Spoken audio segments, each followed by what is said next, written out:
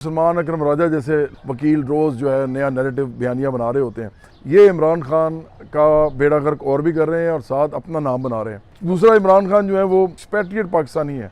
वो 4-5 है, मैं उनके बारे में भी ब्लॉग बनाऊंगा, मैं उनके नाम लूँगा उन सब के कि जो पाकिस्तान के ख़िलाफ़ हरकतें कर रहे हैं, काम कर रहे हैं।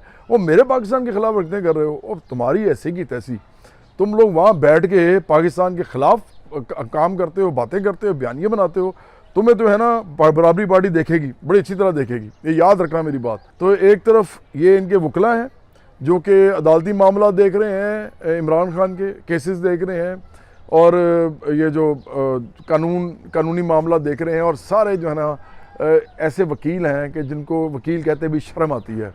मतलब वो सारे इमरान खान के पीछे लगे हुए हैं, एक ऐसे आदमी के पीछे जो कि मजहबी मुनाफकत करता है, जो कि झूठ बोलता है, जो कि धोखे देता है, जो कि यू टर्न मास्टर है और उसके साथ साथ वो तोशा खाने से पैसे बना लेता है। अल कादर यूनिवर्सिटी से अपना और नाम बनाने के लिए मलिक रियाज जैसे आदमी से, जो कि अपने आप को खुद करप्ट कहता है क्योंकि उसने एक बार खुद कहा था कि मैं फाइलों को पहिए लगाता हूँ, तो उससे ये ज़मीनें लेता है। फिर इसकी जो बेगम साहबा हैं वो अंगूठियाँ, हार, ये सब कुछ लेते रहे हैं और ऑडियोज़ पड़ी हैं।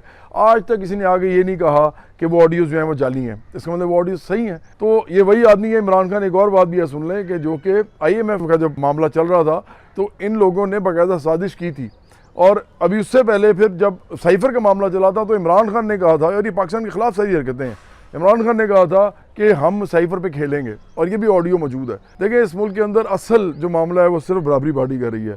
इस मुल्क के अंदर असल मसला अमीर गरीब का है।